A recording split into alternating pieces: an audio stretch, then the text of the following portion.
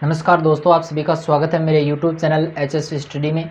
चलिए आज अपन बात करने वाले हैं माध्यमिक शिक्षा बोर्ड द्वारा जारी जो अपना 10th और 12th क्लास का जो रिज़ल्ट है उसका क्या फॉर्मूला रहेगा, एक एक सब्जेक्ट में अपने कितने नंबर बनने वाले हैं और कैसे बनने वाले हैं, कौन सी कक्षा से कितने परसेंटेज अपने आने वाले हैं और किस प्रकार अपनी जो है प्रायोगिक परीक्षाएँ होने वाली हैं, उन सब की चर्चा अपन आज विस्तार से बहुत ही धीरे धीरे करने वाले हैं। तो वीडियो कुछ बड़ा हो सकता है, आराम से इसको देखिएगा, समझिएगा और फिर निर्णय लीजिएगा कि ये जो तरीका है ये सही है या गलत है, किस प्रकार जो रहेगा, क्या हमारा जो रिज़ल्ट आएगा वो अपने जो अपने को जो विश्वास है उसके अकॉर्डिंग ही आएगा या फिर हमें परीक्षा का ऑप्शन भी चुनना पड़ सकता है। तो चलिए आज का वीडियो शुरू करते हैं।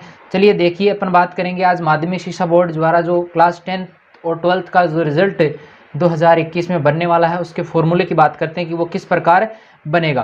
तो चलिए देखिए, यहाँ पर देखिए अपन बात करने वाले हैं सबसे पहले 10th क्लास के रिजल्ट के फॉर्मूले की कि 10th क्लास में अपना रिजल्ट किस प्रकार बनने वाला है। तो चलिए आगे देखिए, इसमें यहाँ पर देखें तो कक्षा 8 में 10वीं का जो रिजल्ट बनेगा उसमें कक्षा 8 से अपने जो अंक भार अपने को मिलने वाला है वो है 45%, यानी 45% अपने को 8वीं क्लास से मिलने वाले हैं। वो कैसे मिलेंगे, देखो इसमें देखो एक तरीका अपनाया गया है, वो ये है कि यहाँ पर टॉप 3 स्कोरिंग सब्जेक्ट्स लिए जाएंगे। अपने कितने सब्जेक्ट लेंगे भाई?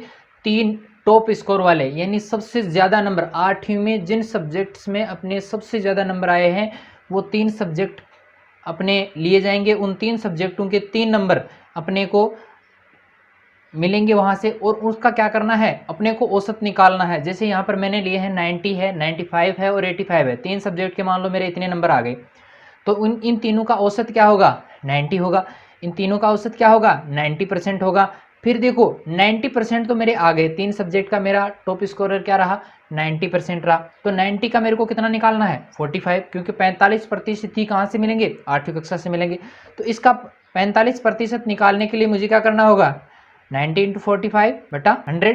तो यहाँ पर मेरे जो 45% थे उसमें से कितने आ रहे हैं यहाँ पे? 40.5%। 40.5% यानी 40.5 अंक मुझे कहाँ से मिल रहे हैं? कक्षा 8 से। चलिए आगे बात करते हैं।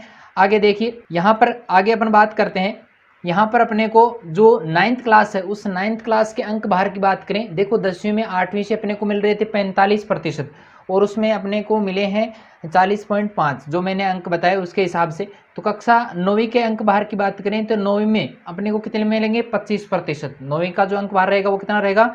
25%। अब मान लो 9th क्लास में अपने जो कुल प्राप्तांक हैं, 9th क्लास के जो कुल प्राप्तांक हैं वो अपने कितने हैं? 90%। अपने 9th क्लास में कितने आए हैं? 90% आए हैं।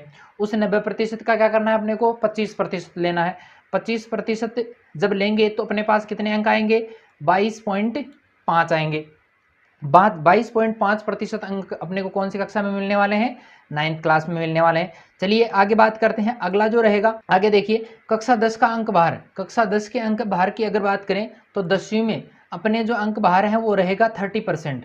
अब वो 30% भी कैसा है, देखो 17 अंक, यानी आपने पूरे सत्र में किस प्रकार कार्य वगैरह किया, अटेंडेंस, वो सारा जोड़ जाड़ के कितना हो जाता है? 20% हो जाता है। कितना प्रतिशत है? 20%। फिर अपने जो सतत मूल्यांकन है या स्कूल कमेटी, स्कूल की एक कमेटी गठित होगी, उस कमेटी में ये तय किया जाएगा कि किस बच्चे को कितने परसेंट दिए जाएं। तो उसमें जो है आपको 10% मिलेंगे। उसमें कितने मिलने वाले भाई? 10% मिलने वाले हैं, यानी इन दोनों को मिला के कुल कितना हो गया? 30%। तो 10वीं कक्षा में आपको कितने मिलेंगे?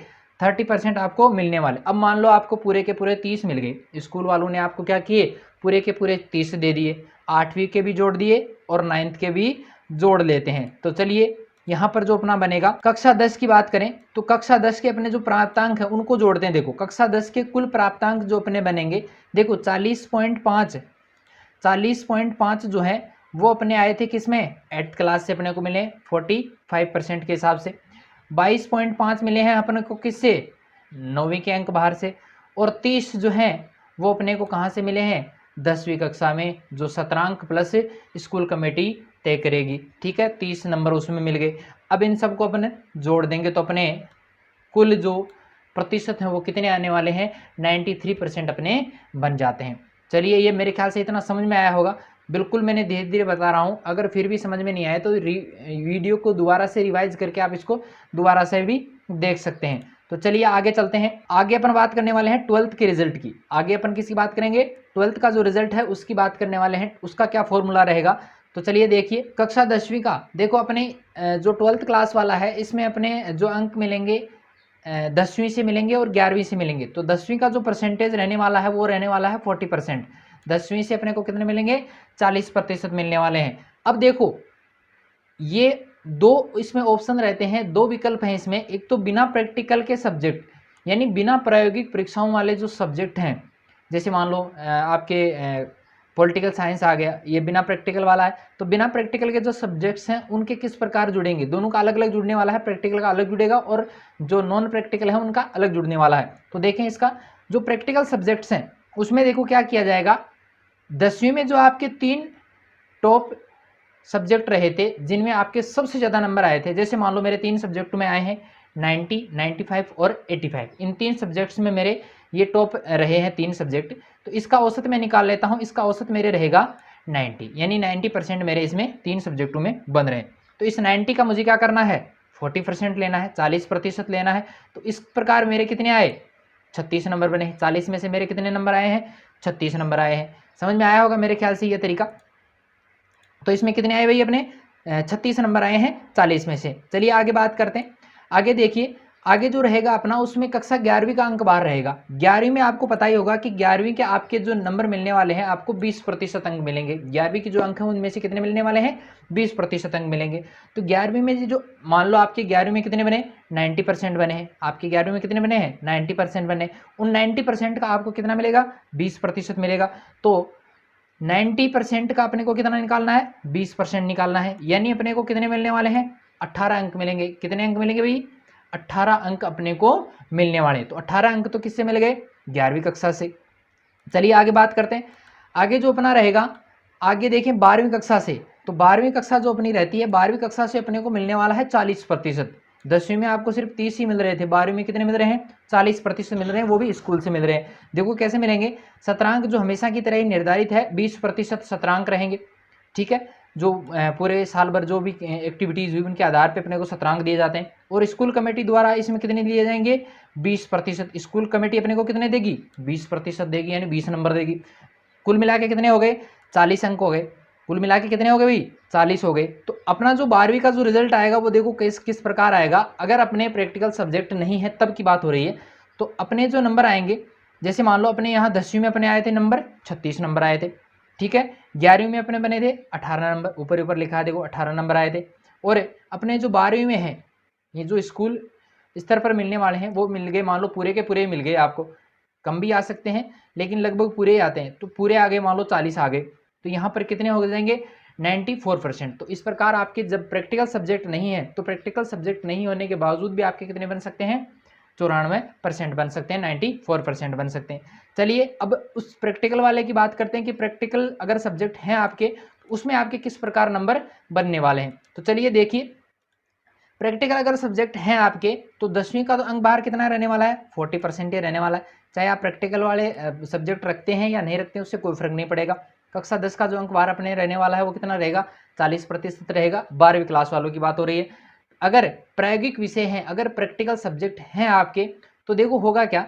अपन ने मान लिया कि प्रायोगिक अपने मान लो 30 नंबर की है, प्रैक्टिकल अपने कितने नंबर का है? 30 नंबर का है। तो अपने बचेंगे कितने? 70 अंक बचेंगे। भाई प्रैक्टिकल अपने कितना का है? 30 नंबर का है। तो अपने बच्चे कितने? 100 में से 70 ही तो बचे। अब 70 का क्या करना है अपने को? 40% निकालना है। 70 का कितना निकाला? 40% निकाला। तो 40% निकालेंगे तो वो कितना होगा? 28 अंक हो जाएगा। 28 अंक हो जाएगा। तो 28 अंक में से अगर आपको 90% मिलते हैं, 28 अंक में से अगर आपके 90% अंक आते हैं, तो वहां पर आपके अंक हो जाएंगे 25.2। ये भी सिर्फ माना है मैंने, ये सिर्फ माना है, इससे कम ज़्यादा भी हो सकता है। यहाँ पर 28 का 95% भी हो सकता है आपका। ठीक है, तो यहाँ पर रहेंगे मेरे 25.2% अंक। ठीक है, इतना समझ में आया होगा। चलिए आगे चलते हैं। आगे देखिए, यहाँ पर 11वीं की बात करेंगे। अब कौन सी क्लास की बात करने वाले हैं? 11वीं क्लास की बात करने वाले हैं। तो 11वीं में 70 का, भाई 11वीं में क्या होगा? 11वीं में भी तो प्रैक्टिकल सब्जेक्ट है, तो प्रैक्टिकल का रहेगा तो 30 तो अपने प्रैक्टिकल का निकाल दी। अब कितने में से करना है अपने को, 70 का ही करना है। और अपने को मिलने वाला कितना है, 20% मिलने वाला है। कितना मिलने वाला है, 20%। 70 का 20% कितना होगा, 14 अंक मिलेंगे। यानी 70 में से अपने को कितने मिलने वाले हैं, 70 का 20% यानी 14 अंक अपने को मिलने वाले हैं। अब 14 अंक जो आए हैं अपने, उसका अगर 90% निकालें, मान लो अपने 90% अपने इसमें मिलने वाले हैं, तो वो कितना रहेगा, 12.6 अंक रहने वाले। कितने रहेंगे भी, 12.6 अंक। देखिए बहुत गहराई से इसको समझना, बहुत ध्यान से इसको देखना है आपको।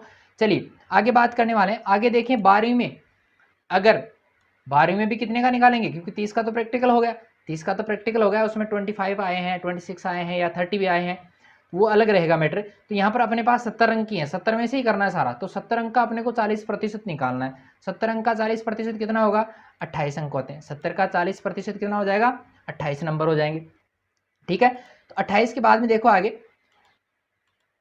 यहां पर देखें 12वीं का अपने को रिजल्ट क्या रहेगा अपना, अगर अपने पास प्रैक्टिकल सब्जेक्ट है तो अपना रिजल्ट किस प्रकार रहने वाला है। तो 12वीं का जो कुल प्राप्तांक है, 12वीं के जो कुल प्राप्तांक है वो अपने रहेंगे, देखो 25.2 मिले थे अपने को 10वीं में से, फिर अपने को 11वीं में से मिले हैं कितने, 12.6 अंक। इसके अलावा अपने को 12वीं से कितने मिले हैं भाई, 12वीं में अपने 70 का 40% था, तो 12वीं में मिल गए अपने को 28 नंबर। अब अपने प्रैक्टिकल बचा, लास्ट क्या बचा भाई, प्रैक्टिकल बचा। तो प्रैक्टिकल में अपने कितने आए हैं भाई, प्रैक्टिकल में मान लो प्रैक्टिकल में अपने को 30 में से 30 ही मिल गए, 30 में से 30 मिल गए, तो सारे को जब ऐड करेंगे तो अपने पास कितने परसेंटेज बन जाएंगे, 95.8% अपने अंक बन जाते हैं।